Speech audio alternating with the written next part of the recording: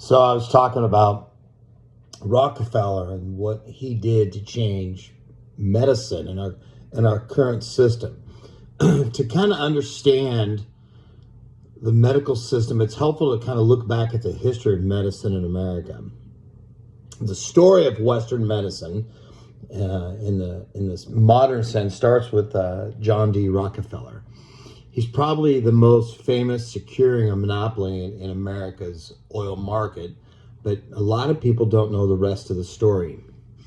By the turn of about the 20th century, Rockefeller controlled about 90% of all the petroleum refineries in America. And then around, about 1900, the science world was really starting to get excited about the new petrochemicals and the ability to create a variety of new compounds from oil. Well, some of the first producers derived the petrochemicals, the first products from petrochemicals were plastics, but the organic chemists knew that the oil had potential far more than just plastic toys. So during the same era in the 1900s, the scientists were doing this groundbreaking work to understand the basic mechanics of life and human health. It was during this same time period that most of the essential vitamins were discovered, including B1, B2, biotin, vitamin C, vitamin E, vitamin D.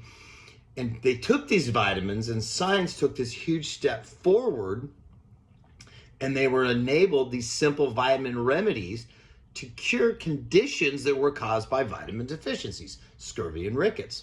And scientists, of course, were involved in the research to recreate synthetic versions of these vitamins in a laboratory. Now, why would they? Because they were working just fine from nature, but we thought we could make them better.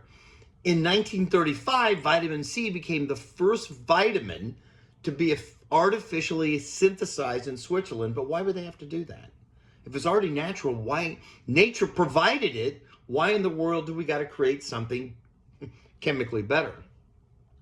Well, Rockefeller, he was a genius. He was smart enough to see this as a gigantic opportunity with the possibility that vitamins and medications could be developed from petroleum.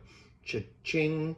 He saw the chance to control and create a monopoly that the industries, his petroleum, could control with chemical and medicine. So he could control this whole world.